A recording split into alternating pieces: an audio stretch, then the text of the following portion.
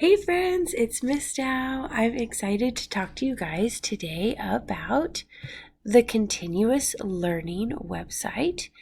So if you head over to the website and scroll down to specials and click here, you're going to get the list of the weeks we've had so far. This is week 4, April 20th to the 24th. If you click on that link, you're going to get a document that looks like this, and scrolling down to visual art will give you this lesson. So we are working on landscapes this week, and a landscape is basically just a picture of the outdoors. And there's a link right here that will show you some cool visuals of landscapes made by famous artists. You might recognize this name, Bob Ross. He is one of our favorites. And some other cool landscapes here. And this is going to give you a link to a video that is actually a definition of what landscape is. The next slide just talks about how you can create it, and there's a demonstration for a suggested landscape with an ocean.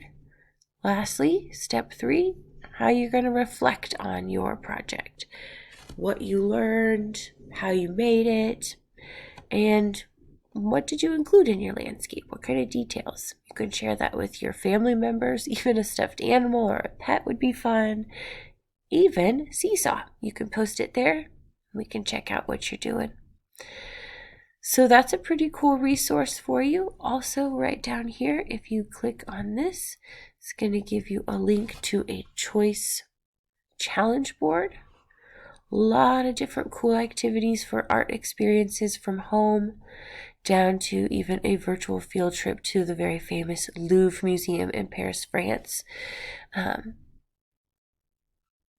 There's all kinds of cool stuff here.